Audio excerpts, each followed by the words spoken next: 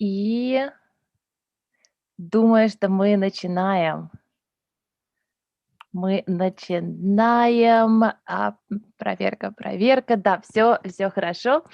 Всем добро пожаловать, всем добрый вечер на наш сегодняшний разговор, на наш онлайн Q&A в таких вот новых реалиях онлайн кинофестиваля, где Q&A проходят в какой-то момент, но мы надеемся, что большинство из вас уже успели посмотреть фильм, который называется Beyond Zero, и вы уже да, пришли смотреть разговор с режиссером, вдохновленный по свежим впечатлениям. Если нет, у вас есть еще полтора дня, чтобы посмотреть этот фильм, а потом найти этот стрим на Ютубе и посмотреть на все вопросы, которые, может быть, кто-то уже задал до вас. А так, если вы смотрите нас прямо сейчас в прямом эфире, можно задавать вопросы, которые мы тоже с удовольствием передадим режиссеру. Но давайте же представим режиссера фильма Beyond Zero Натана Хейви. Натан, добрый вечер. Доброе утро для тебя. Thank you very much for having me. It's wonderful to be here. Да, спасибо, что пришли в наше онлайн-пространство. В первую очередь, конечно, хочу поблагодарить за фильм. Невероятно вдохновляющая история, очень здорово сделанная, очень вовремя. Я немножко потом, да, опять буду про это спрашивать и говорить, да, почему я говорю вовремя, но, наверное, вот сразу с этого начну. Почему сейчас? Почему ты решил взять эту историю Рэя Андерсона, которая произошла 20 лет назад, и сделать про него фильм сейчас? The journey for this movie really began when I had a chance to meet Erin Mizan, who's the sustainability chief officer at Interface.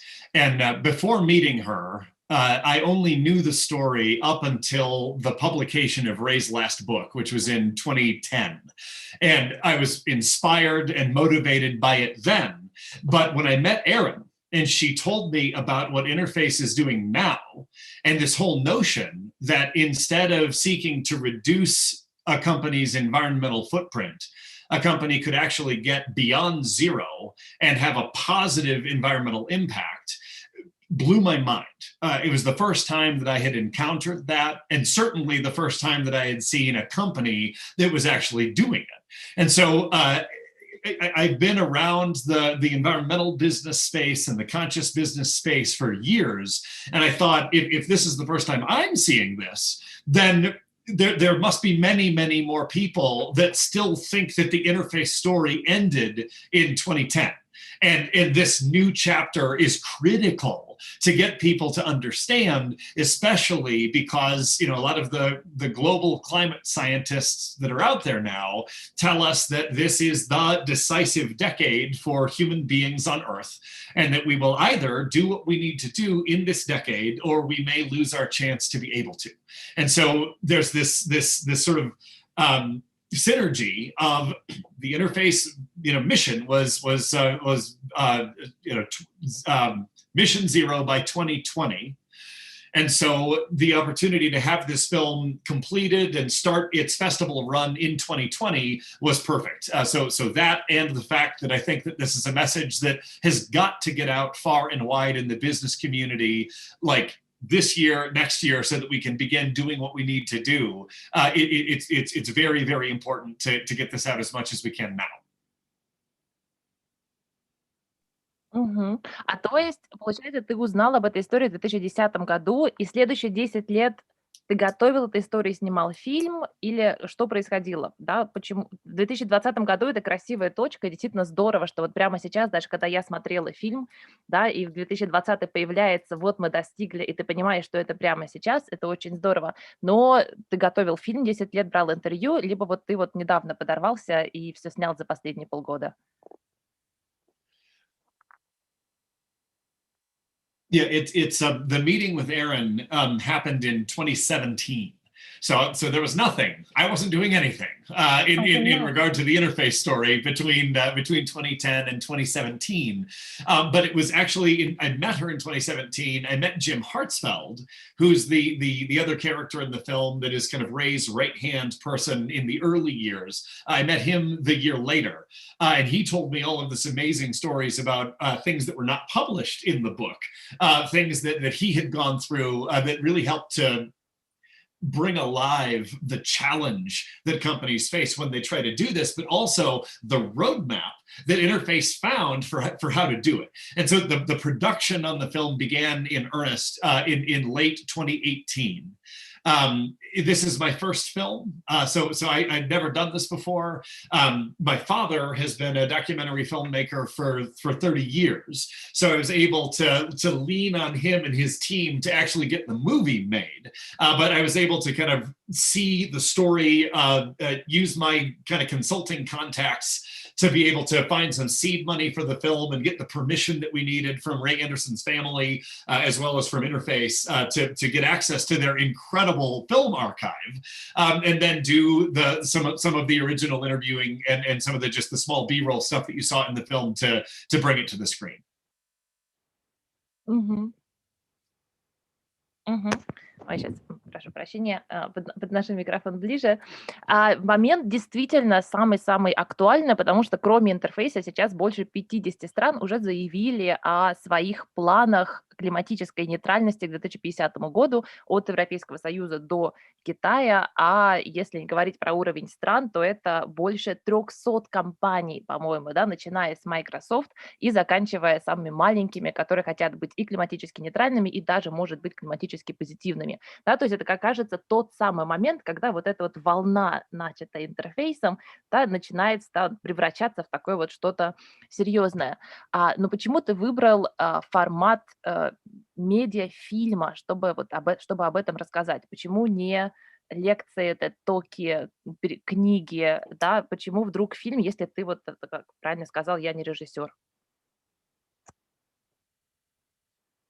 I'm not. And this whole thing was a bit of an experiment. And it's I don't know yet if it's going to work or not, because there's something that's deeply encoded in human beings, right? In our evolution, where the way we learn is through storytelling, and we evolved that way, sitting around campfires, it's talking about how to avoid predators, where to find food, which tribes can be trusted, all of that. It's very deep in us, and the way that our sort of neurophysiology is wired is that we can watch and experience or hear a story and sort of emotionally connect to it as though it was our own experience. And that works best with a live in-person telling of a story. It also works with books. TED Talks, they're short format if they're done very well, maybe. But a film, with all of the music and the visuals and all of that, it's just this immersive experience that is probably the most powerful communications medium, with the possible exception of an in-person lived experience, right? And so I knew that theoretically, and I thought, is there a way that this story in particular can be done well on film? There have been previous attempts to tell the interface story in documentaries. I didn't find any of them particularly compelling. And I thought that there might be a way, rather than talking about it as an issue, can we actually make this a narrative through line story with no narrator, no cutaways from the story to talk about the issue, but just tell the story and let that stand alone as a film. And so far we're getting wonderful feedback that it is powerful and it is inspiring. But the question that I have is, will it move behavior? Will it actually change people? And so we've had a number of large companies and even large private equity firms that own lots of companies use the film as a training tool in corporate boardrooms to try to up the ambition of executive teams, to get them to strive to go beyond zero. But it's only been a few months since these things have happened. And so I don't know yet if this is an effective tool for driving change or if it's just a nice piece of entertainment. And my aspiration is certainly the former. And if it's the latter, then I probably won't make any more movies. But if it does work, and if it is a way that we can actually move the needle, then I think that this can be a very effective format. And so the jury is out. We'll see. Мгм. Как организаторы фестиваля экологического кино, мы верим, что кино может изменить многое, естественно. Хотя ну, не в защиту, скорее, TED-тока, но у Рэя Андерсона есть прекрасный TED-ток. Если вам не хватило его после фильма, посмотрите, посмотрите его тоже. Но ведь про фильм у тебя же с самого начала была идея, что это будет не просто какой-то развлекательный медиа, да? Вот у тебя, как я понимаю, сразу появился сайт с что можно сделать, что вы можете сделать, как можно использовать этот фильм как инструмент. Можешь рассказать об этом немножко подробнее? Как ты хотел использовать фильм для чего и для чего тоже? Да. Absolutely. My most of my work is in corporate consulting. So helping companies to make specific changes that they would otherwise struggle to make, and they need help doing it, right? And so I wanted this film to be able to start a conversation in a company to get them to reach with the right level of ambition. And I think that at the very beginning of a consulting engagement, that's a critical thing, because what we're dealing with, I think, in the business world is the stories of what winning is in the business world, at least in a Western context, are all about entrepreneurs that are able to come in with a good idea, build a big company, and then exit as very, very rich people. And so we measure success in the size of a company, in its market share, in how much the net worth of the founder is, or the CEO, how much the CEO's salary is, right? It's all of this bullshit, if you'll excuse me, metrics for a definition of success. But all of that is a relatively recent phenomenon in business. If you go back to the actual origins of, at least again, like Western capitalism, it goes back to Adam Smith. And people forget that he wrote The Wealth of Nations, but he also wrote a book called The Theory of Moral Sentiments. So from the very beginning of business, there was this notion that business is just because it helps humanity to meet its basic needs. And that it seems that it would be a far better scorecard for business if we were to measure the success of business on the actual value it creates, or the extent to which it helps everyone in society to be able to meet their basic needs and fulfill their potential. But that's not the way that most business people think of business performance. It's not the way most governments think of economic performance, but it maybe should be. And as you said, there's a lot of movement toward this now. We're in a moment where there really is an opportunity to shift a lot of this stuff and to change it. Sorry, I lost your question. Can you repeat it? У тебя одну минуту, сейчас Андрей мне поможет, буквально маленький технический момент. Андрей, у нас на одном языке в итоге будет стрим, мы будем записывать другую языковую дорожку. Может быть, я перейду на английский язык, и тогда у нас будет как бы две одинаковые языковые дорожки. Что скажешь?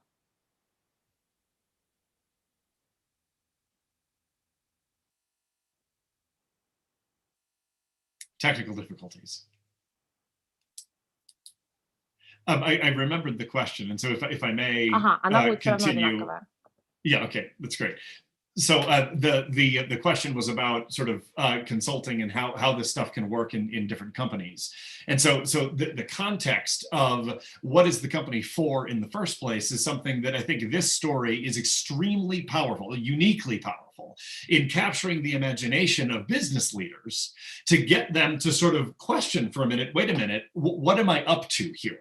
And so there's one anecdote where I had the first cut of the film that we had available was the 8-minute scene, which is in the meeting where Ray Anderson talks about the island and the caribou and all that stuff. through the ending where there's that old gentleman that talks about he wants to do something to make up for some of the damage that he knows he's done, right? So I streamed that 8 minutes at a big conference of about 300 CEOs in Austin, Texas. And at the end of it, I heard one of the CEOs come to the back of the room near me. I was standing there. He didn't know I was there, but he said to one of his business partners, what's our thing that's like that? And it's like, yes, that. And so from that moment of sort of opening up, wait a minute, maybe just getting rich, maybe just being the leading company in my category, maybe that's not enough. Maybe there's something more than that we should aspire to. And so capturing their imagination to just get them to ask the question, that's a critical piece of the puzzle, I believe. And this story did it for me. It's not that I was a money-grubbing business person before that, but it was the thing that had me say, oh shit, like business really can be a vehicle for real dramatic change here, right? And I think that there's so many people that have related to this story that way, which is amazing. So that number one is the thing. But then after that, what it actually takes to change the whole DNA of a company to get there is really critical. And so long answer, but I asked Erin Mizan specifically around sustainability. Where's the delta? Where is the gap right now? Because there's phenomenal consulting all around the world for people that know that they want to get beyond zero. There's wonderful help that many of the big consulting firms can give a company that already has the institutional will to go do it. But she said the actual problem is getting from the idea that maybe we would like to do this to getting the alignment of the company and the budget resources to then really take it on. And so it's that gap that is the thing that stops most companies from actually doing it. And there's this incredible person, her name is Leith Sharp, and she lives in Australia, and she teaches the Harvard University Executive MBA program on basically leading change inside of companies for sustainability. And she herself has an incredible track record of doing this in early years when it was really hard to do, but she teaches individual change agents how to be very effective. And then the thing that the word that we use for this is intrapreneurship. So inside of an organization, how can you drive change? And so just understanding, and the basic understanding that she's got is that there's a hierarchical top-down network within a company, right? But there's also this adaptive network that functions in and between the hierarchy, the relationships between different people, regardless of what their title or function is, right? And that if you understand how to navigate those systems together, you can be an extremely effective change agent. But most folks get stuck in one or the other. They either hate the hierarchy and so they won't do anything and they go just for network-based change, or they think that you have to have the blessing of all the hierarchical nodes, and the way to get that is to go ask them. But the actual process of change is de-risking the process of change for the hierarchy while using everything that you can from the adaptive network to get people's buy-in informally for a long time to get the political will for a pilot project that can then scale. And it's a repeatable, understandable process that people have to understand how they can drive the change. And so we've partnered with Leith Sharp and with Erin Mizan and a lot of other experts on this to create this program called the Entrepreneur Accelerator, which just launched at the beginning of this year. And so on the film website, we offer that, and we're very eager to partner with other leaders and change agents in countries all around the world to share the learnings on this, to see how we can work together to help better empower the change agents that I'm sure are listening to us right now to really be effective. Because I think for a lot of people, when they think about what they need to do to be part of the solution for climate change, they think about, should I be a vegetarian? Should I limit my use of single-use plastics? But sometimes we can be most effective if we can get the organizations of which we are a part to really change at that level. And so that's the theory of change kind of for the film. Sorry for the length of that answer.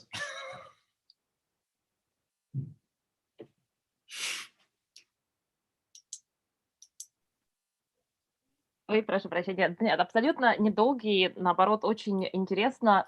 Я немножко перед тем, как уйти, в том числе в то, что каждый человек может сделать, немножко вернуться, наверное, вот к этому уровню компании в том числе, потому что в фильме и ты, да, и устами Рэя Андерсона говорили, что компании, бизнес, корпорации одни из самых мощнейших игроков, в том числе, которые могут что-то сделать и могут что-то изменить.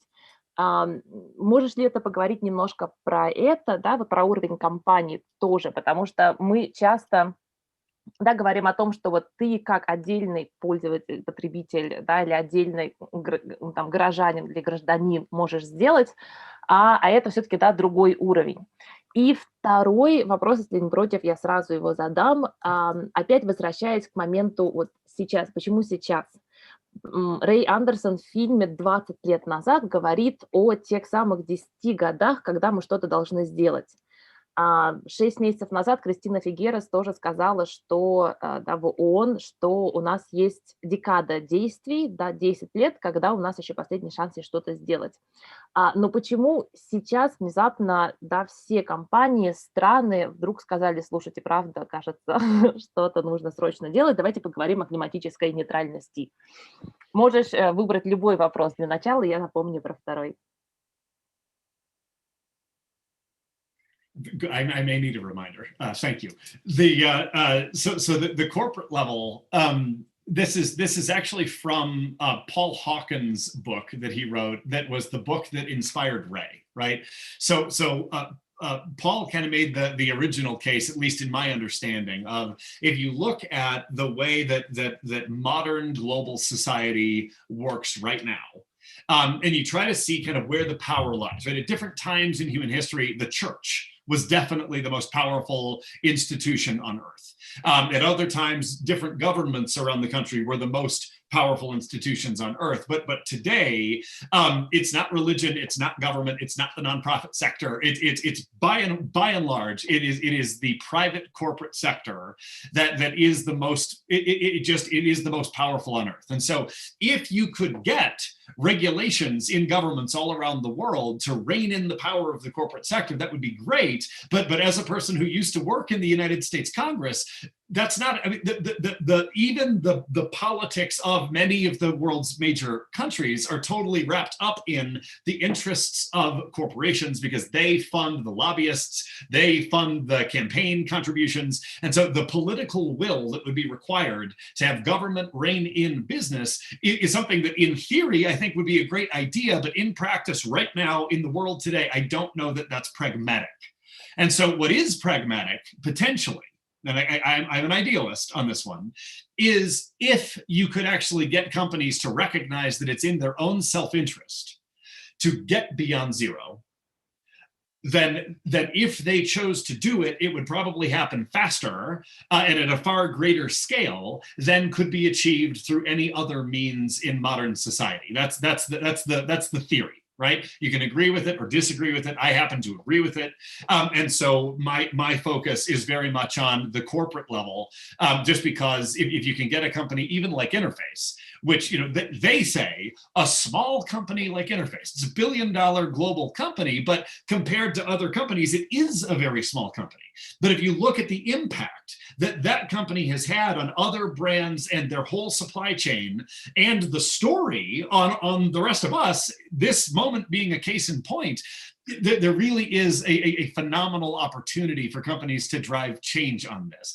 And if they don't, we're screwed. Right? I mean, like there is a great possibility that a handful of laggard companies will drag the rest of us over the cliff of climate change in this decade. So that's it, right? And so why now? We don't have any more time.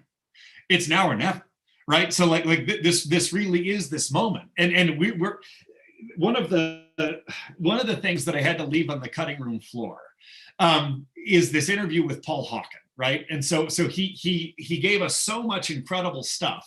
But one of the cases that he made is he really went deep into the climate science. And again, I'm just regurgitating him. I don't have a lot of great expertise here.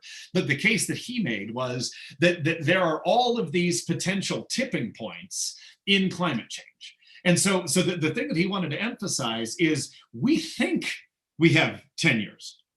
We think that's true. We don't know. No one knows. It could be that we have less than 10 years. And so the real message here is that we've got to get as ambitious as possible, as fast as possible. And the choice that Ray Anderson sort of was looking at in 1994 was, oh, the way that we're doing business is eventually going to cause ecological overshoot on Earth. So either business gets in line in time to avoid that outcome, or at least to minimize its harms, right? Or one way or another, the basic foundation for business to exist, for society to exist, is going to go away. And so you know, it's one way or another, the Earth will self-correct, right? One way or another, the Earth is going to be fine. The question is, will humanity, will life on Earth be fine? And so we can either do it the easy way or the hard way. And the easy way is only an option for a few more years. And we've got to muster the courage and figure out how to get the political will, the social will within different companies to make the change, or else. And that is the reality of the moment. And it's possible. Right? The thing that this movie is really meant to show is there is a way to do this. It can be done. And I would even assert it's happening. It's just not happening fast enough yet. So we've got to look at how to accelerate what's happening right now. Instead of 2050, can we play for 2045? Can we look at, you know, the commitment that the American president just made yesterday is to cut our emissions in half by the end of the decade. Now, there's a lot of people that say it's not even possible, and there's a lot of people that say that's not enough. But it's more ambitious than anything that the Americans have been willing to commit to thus far, and so great. Can we do even better next year? That's got to be the game that we're playing right now.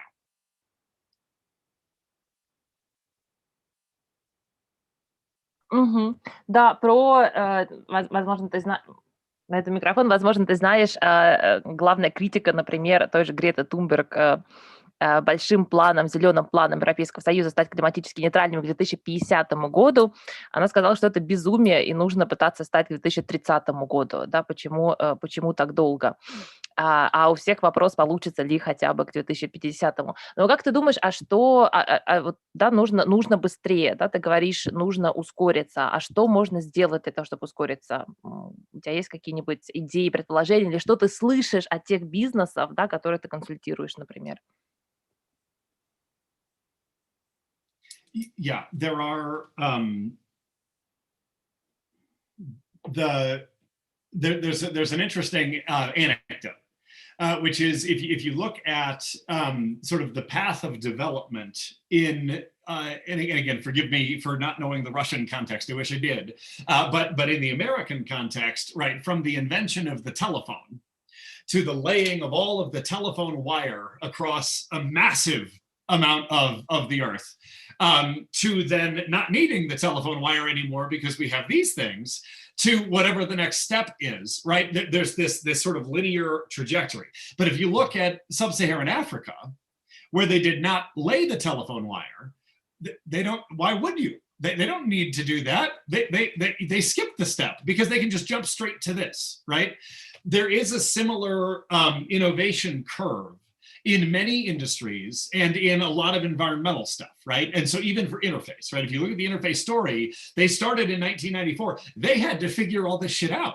And it took them 25 years to do it. Well, a company like Interface that starts today, they can do it in just 4 or 5 years, because we know how to do so much of the stuff that Interface didn't know how to do, right? So it is absolutely possible to have a dramatic exponential acceleration of all of this stuff. We just have to have sort of the understanding that that's what's required, right? And so as I understand it, and if I may, the executive producer of this movie is a woman named Diana Proper de Calajon, right? And she works for a very large private equity firm in New York. They own a bunch of different companies, and they hold them and try to drive sustainable change in those companies as quickly as possible. That's the whole reason they exist, right? And so she would say that they're right now having an environmental commitment is table stakes for the business world. if you're a company that doesn't have a plan to get to carbon neutrality, you are criminally negligent at this time. Right? So that today, that is true. Right? Now, there's a big difference, though, between those companies that'll say, well, I guess we'll be carbon neutral by 2050. And we'll figure it out over 40 years. Interface did better than that, and they started in 1994, right? So that's like, well, we got to say something, so I guess we'll say this. Fine, and I'm sure that they'll be able to do that. I'm also very sure that they could do a hell of a lot better, right? And I think that as more and more companies actually achieve carbon neutrality by 2025, by 2027, there's going to be tremendous pressure on lots of companies to say, no, we didn't mean 2050. Good news, we found great ways to do this. We can do 2040, we can do 2045, we can do 2030. And so I think the pressure is there. But it's just this race between the pressure and the actual science of how much carbon we're emitting in the meantime. Right? And there's an American lawmaker named Jay Inslee who puts it this way, that we're the first generation to feel the effects of climate change, and we're the last generation that can do anything about it.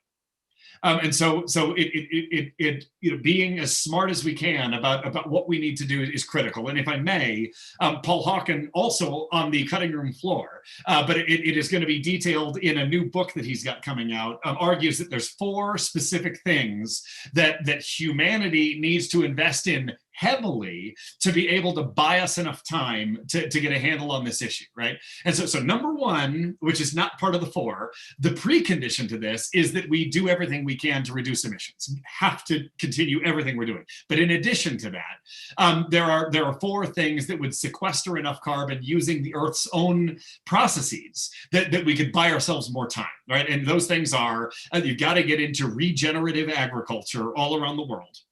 So getting away from the chemically intensive pesticides and chemical fertilizers and into biodynamic agriculture, that could increase the embodied carbon in soil by many times. And that might be, that alone might do it, right? We have to reforest, but not just planting trees, actually getting biodynamic mixed species forest. That's the other biggest ticket item that would store carbon for us. Kelp. Planting the shit out of kelp in the ocean is another one that has massive implications. And then the last ones is the way that we manage grasslands. So for ruminants, for grazing cattle and all that kind of stuff, if that can be done in a more biodynamic way, if we could really invest heavily in those 4 areas, we can do it. And the thing he said is if we did all we can do in all 4 of those areas without displacing cities, without moving people, there's enough open land on Earth to be able to do all 4 of them to an extent that we could sequester enough carbon to cause ourselves a crisis on the other side, having too little carbon in the atmosphere, right? So the point is, it is solvable, and it's solvable in the time we have.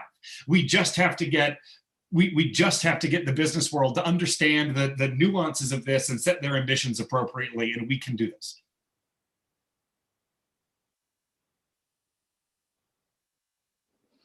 Ну что, для тех, кто хочет подробнее узнать про эти действия, новая книга, рекламируем, да, совершенно откровенно, новая книга Пола Хокина и все его предыдущие в том числе. Заодно спрошу, прям вот сюда подходит вопрос от одной из наших слушниц. Елена, спасибо за вопрос. А вот по вашему опыту, то, что вы видите, кроме интерфейса, какие можно привести примеры самых быстрых компаний, которые вот быстрее всего перестроились на путь устойчивого развития? Не только на словах, не только, да, вот в каких-то заявках, но и на деле. Yeah, that's an excellent question, and there are a number of examples. There are a number of examples. None of them is as fully baked and as well developed as Interface, just because of the sort of the time curve on this. Most of the other examples that most of us know about, right, are the companies that were more or less born with this ethos. And so again, I have an unfortunately limited American perspective on this, and so apologies in advance. But Patagonia here, the other great sort of transition story that's still being told is at Unilever. So Paul Polman's work at Unilever, which is if you're not familiar with it, they own like, I don't know, it's like almost 1,000, maybe more than that, consumer brands of everything. But they have a really phenomenal commitment to sustainability. They're not above reproach yet, but the work has begun. Interface is still not above reproach on this, but they have their ambition set appropriately. There was another company, Danone, that was on track to do something that was on this scale, but unfortunately their CEO was just ousted by the board. And so I don't know what's happening with that mission now. So it's not that there are still a lot of obstacles that are in the way of different companies doing this. But the other stuff that's really exciting is the sort of technical innovations in little startup companies that are making it possible for bigger companies to make dramatic improvements, whether they were leading the charge on that or not. And so as an example, the supplier that Interface used to create that 100% recycled nylon fiber is an Italian company that's called Aquafil. And no one's ever heard of Aquafil because it's a B2B company. But when they cracked the nut for Interface, and I think we mentioned this in the movie, right? Gucci and Prada, and there's many other companies that use nylon fiber, then suddenly could dramatically reduce the embodied carbon in the products that they make because this one supplier had cracked the nut on it. And now that they have, there's a lot of competition in the marketplace to be able to buy those kinds of products, right? So in that way, there's this like somebody cracks the nut and then it helps everybody else to take a quantum leap forward. There's another thing that I don't know much about right now, but there's a lot of talk. Oh God, am I going to remember the name? I'm not. There's an agricultural company that's in the Northeast in the U.S. that has a biodynamic farming process that might be an agricultural revolution in the next year or two. So it's getting huge investment right now. People are really seeing it be a major thing. We have the technical ability now to have bio jet fuel that exists. The economics on it don't work out yet. But it exists. So technologically, it's possible. And then it's just a matter of like, if, for example, the United States were to start directing its energy subsidies toward that instead of oil, the cost curve would switch and all of the major airlines, at least in the US, would switch overnight. And that would be a massive reduction in carbon almost overnight. And so those things are coming. They're not here yet, but they're months, years, but not decades away now. And so it's coming. So I'm hopeful.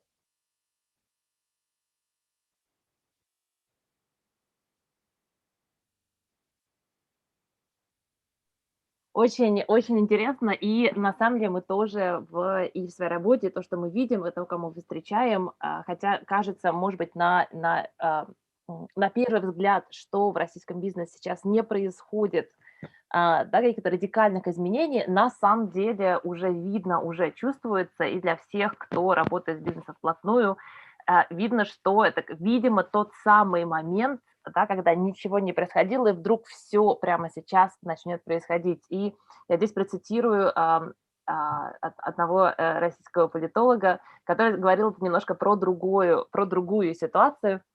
Но мне кажется, она подходит и здесь тоже. Екатерина Шульман говорила, что следующие 10 лет, кажется, будут очень интересными. Да? И то, что я от тебя сейчас слышу, видимо, оно будет интересными во всех смыслах. Ты говорил, да, поговорим немножко про мир, потому что ты говоришь, что ты знаешь, естественно, лучше всего американский рынок и что происходит в Америке, но фильм же уже показывали не только в Америке, но и в других странах. Как его приняли, какие у тебя были разговоры с местными жителями, с местными бизнесменами, с местными компаниями, что ты услышал? Yeah, thank you. It's been incredible. And so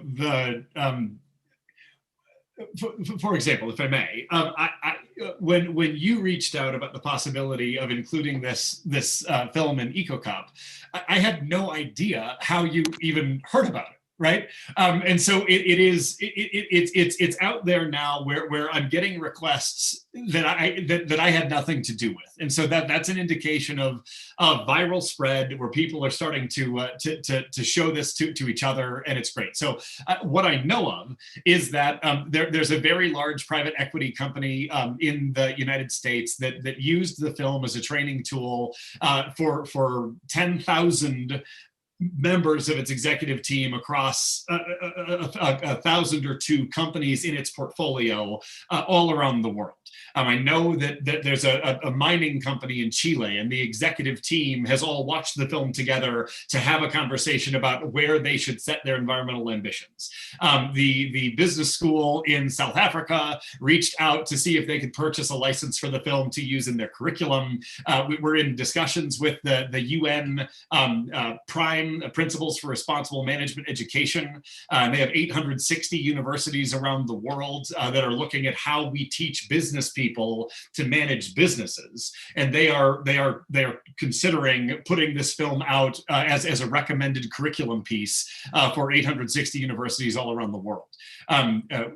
There's this opportunity in Russia and in Eastern Europe, which is really exciting because I don't know who's on this call, but this would be a phenomenal opportunity. But what we're able to do now is we're working with business people that would like to bring the film in to start a conversation within their company.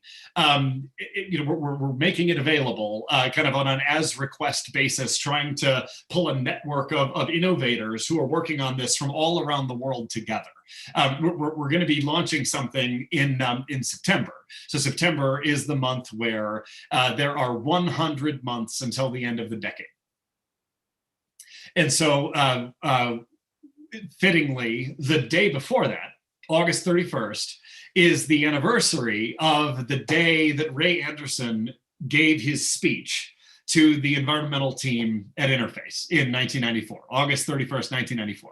So August 31st this year is when there's 100 months and one day until the end of the decade. And so we're trying to get a kind of a global group of partners together to use this film as well as many other storytelling tools and consulting tools and all kinds of things to see if we can't kind of get in league and lock arms to say we have 100 months to change. And so the campaign will be called 100 Months to Change. And so would love to, if anyone who's listening to this is interested in joining, again, it's decentralized. It's not saying that you have to do this. It's what are you doing and how can we share the innovations together? And so that's what the aspiration is. That we want this film to be seen in boardrooms and classrooms in at least the world's top 20 economies, and we are well on our way to that goal. And so my hope is that by the time the world's governments convene at COP26, that we've established the corporate sponsorship that we need to make this film available for free for education uses worldwide by the end of the year. And then about a year after that, we would seek a broad global public release. And so that's what we're trying to do. And again, it's not just the movie, but it's what are the tools that I need, that you need, that everyone who's watching this needs to be effective change agents in the companies with which they've got relationships to help to drive the change within the next 100 months.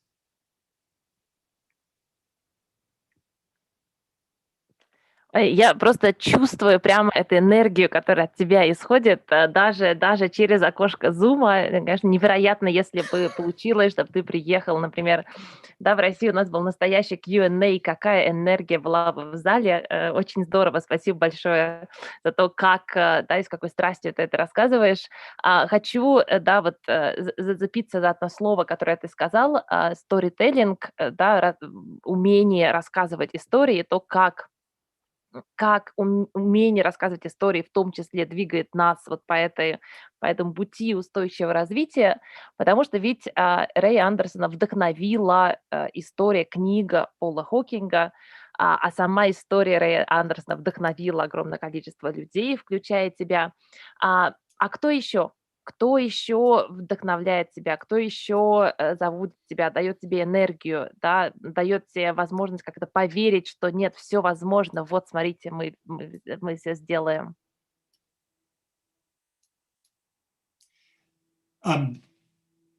So there's a few people that folks would know, like Paul Pullman. I think what he did at Unilever is extremely inspiring and instructive. There are this goes over with some mix with audiences in the West, but there's a CEO of Walmart which is a major big box store that followed Ray Anderson's lead. His name is Lee Scott. And Walmart still has major problems in places where they can be, there's a lot of criticism, but what they're doing environmentally has really moved the needle in dramatic ways. And so I'm also inspired by that. But really the story of Interface, what I wanted this film to do, and I'm not sure if it did it successfully or not, but we talk about, it's not just Ray. Ray was a unique and incredible, inspiring person, charismatic and an incredible leader. But it's not really Ray's story, right? It's the story of all of the people that saw the vision and decided to make it their own. Because without that, Ray would have just been a dreamer, and there would be no story. It's all of the people that decided to make it their business to care about this and do it. And I'm so fortunate in my work that I get to be with those people whose names you do not know, that are inside of all kinds of companies all over the place that have this as their life's work. And it's I know it's happening. And that's the thing I think that gives me the most help, because the most inspiration, because that's what matters, right? All of the statements that are being made by the leaders of these various things, if no one follows them, then it's not worth the paper it's written on. But I know that there's more ambition in most cases inside of companies than there is at the executive level, and it's just a matter of unleashing that and having us know that we're all here. That's the thing that makes me most inspired.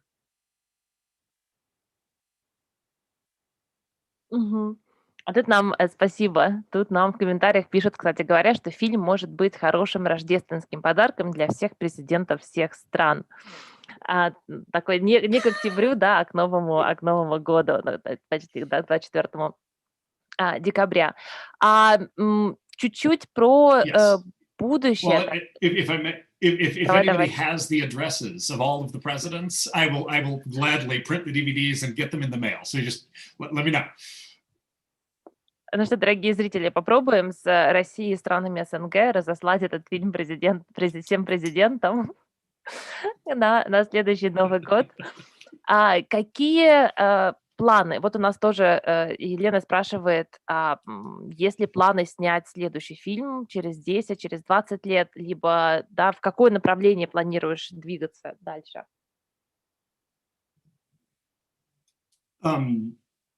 So thank you for the question. One of the other limiting factors in our effectiveness in driving sustainable change is if we think about it just in terms of carbon emissions or greenhouse gas emissions, and we don't recognize the social justice aspects of this, I think that we'll have trouble. And so another moment on the cutting room floor from the interview with Paul Hawken is he explained it by saying, you've got to understand the context of the person who lives at the edge of the rainforest that is considering cutting down another acre of trees to make room for cattle to graze.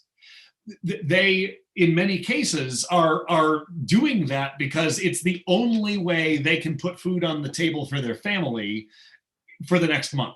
Right? It's not that they don't care. It's not that they're money grubbing. It's subsistence. They will starve to death if they don't do that kind of stuff, right? And so if we fail to recognize the fact that our global supply chains are set up to extract value and funnel it to the top of companies to make investors and CEOs as rich as possible, that is the game of business.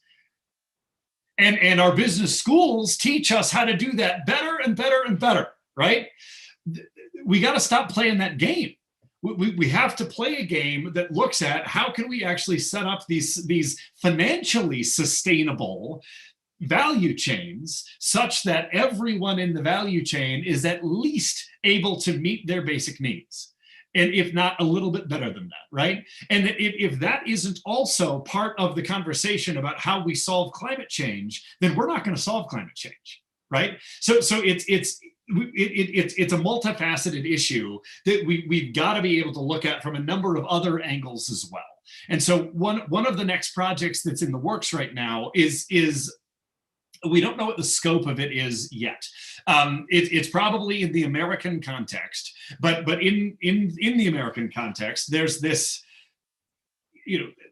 there's a huge and growing gap between the richest and the poorest, right? And so if the economy can't work for the poorest, many of whom in America are farmers who can't do the transition to biodynamic sustainable farming because of the capital investments that they've already made and the way that the whole, it's complicated, but we've got to be able to figure out how we can make the economy work to provide for at least the basic needs of everybody.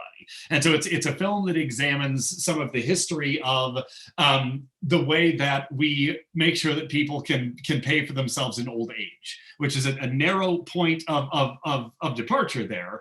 But it's one of the leaders in that large private equity firm that I was talking about. This is a major passion project for them.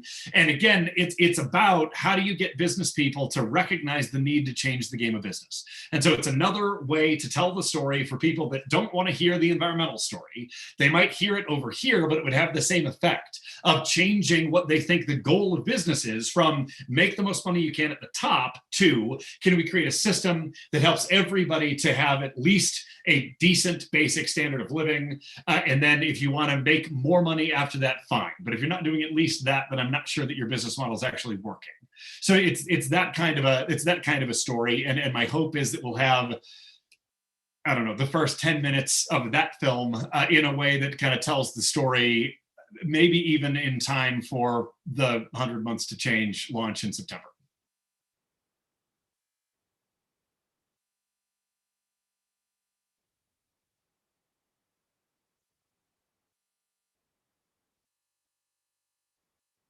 В конце поняла, что да, все-таки следующему фильму быть. И вот они, да, первые 10 минут следующего фильма.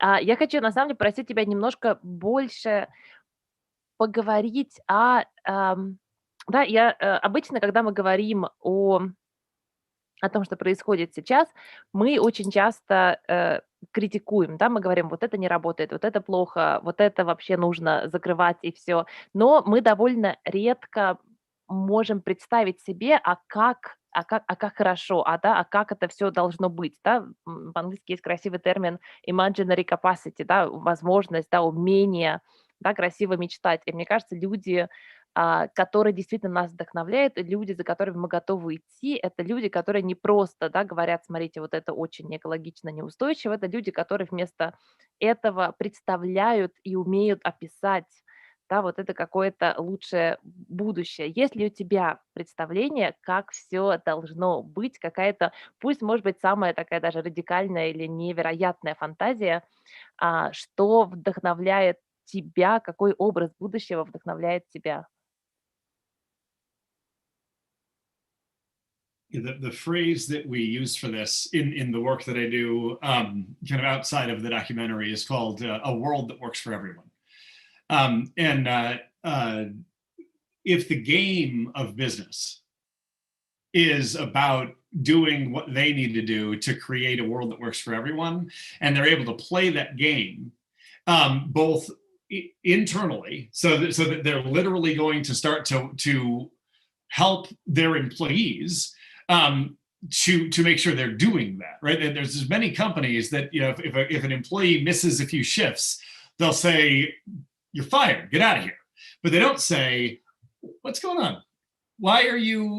Is something happening in your life?" Right? And there are examples of companies that have started to do that. And then what is a major crisis for somebody that doesn't have much income, say they had a medical bill they couldn't pay, they were late on rent, they got evicted, and they're living in their car. And in the United States, there's hundreds of thousands of people that have that kind of a story.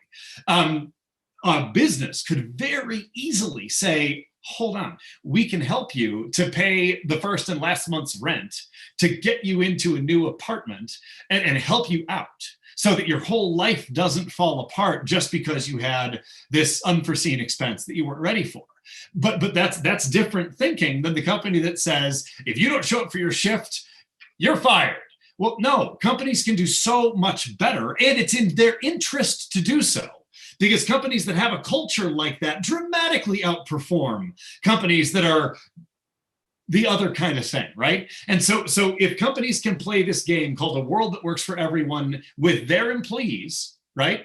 But also try to get their entire supply chain to play the game and get each individual employee to play that game at the level of their family.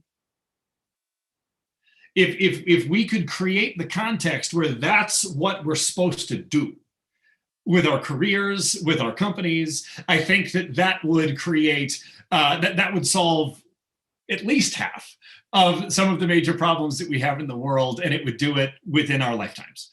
And so my utopian vision is this notion that we can get into the game of a world that works for everyone instead of the parochial America first, or whatever that stuff is, and start to have that be our context, because there are enough resources to go around.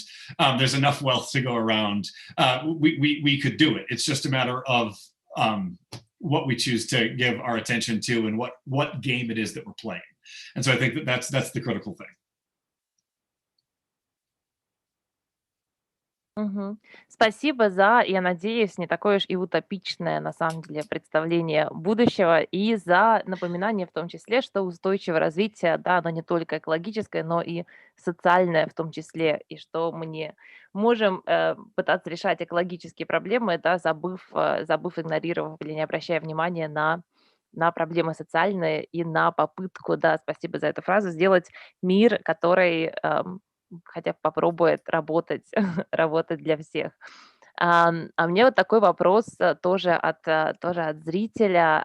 Сам ты, Андрей, скажу по-английски, walk the talk, сам ты следуешь ли своим принципам? Например, вегетарианец ли ты?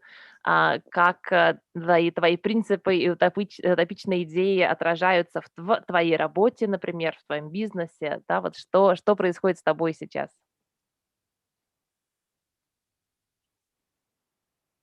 No,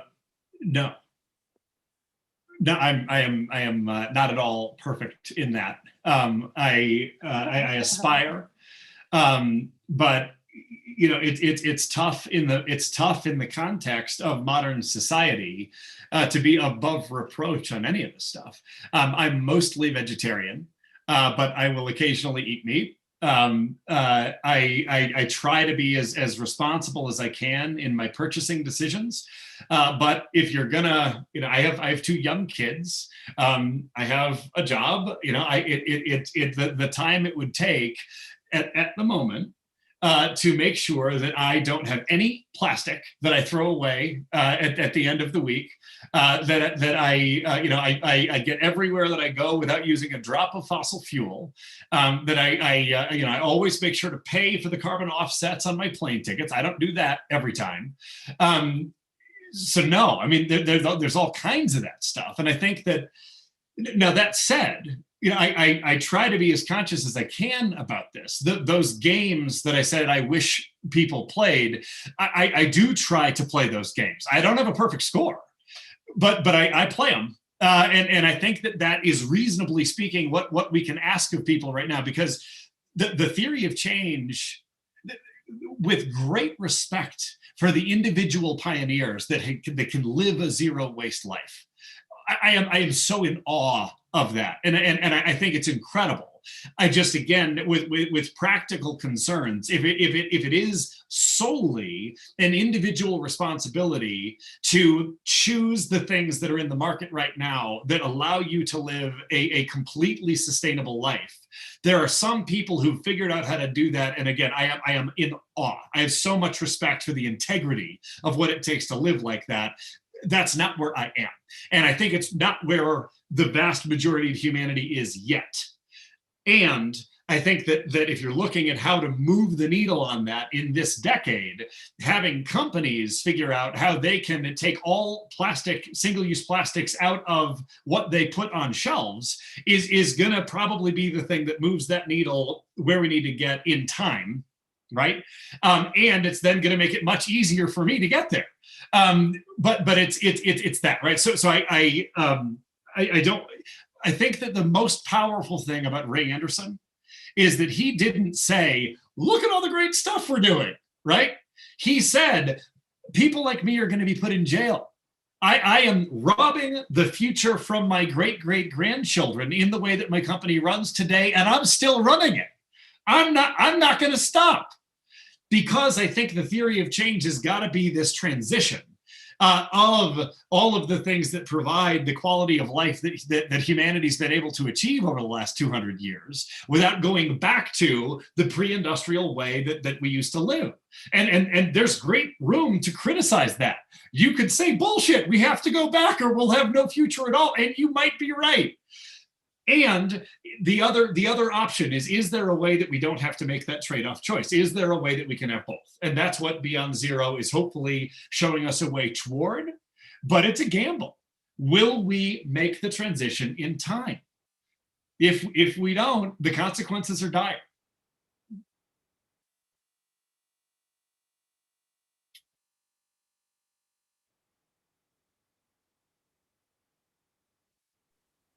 Спасибо. Спасибо и за этот ответ. И я воспользуюсь, да, сейчас у нас 9 вечера по Москве. Начну постепенно благодарить не только тебя за ответ, но и тебя за твой фильм, за историю, за то, что смог поделиться с нами таким вдохновляющим образом истории Рэя Андерсона и интерфейса, и тем, что, может быть, этот фильм в том числе сделает для вот этого невероятного перехода, который уже случается и который, судя по всему, посмотрим, что будет происходить в следующие 10 лет. Спасибо команде отборщиков фестиваля «Эко-Кап» за то, что нашли этот фильм и привезли его в Россию. Это первый показ в России на русском языке. И, как вы видите, режиссер и...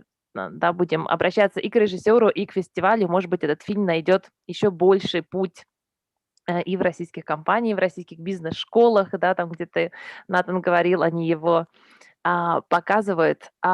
Спасибо всем зрителям, кто смотрел нас в прямом эфире. Спасибо за вопросы, Елена, спасибо за вопросы вам. Excellent, прекрасные вопросы, как сам сказал Натан. Спасибо зрителям, которые будут смотреть нас после. У вас есть еще 1,5 дня для того, чтобы успеть посмотреть фильм онлайн бесплатно на сайте Cool Connection. Ну что, да, спасибо за разговор. Увидимся еще раз.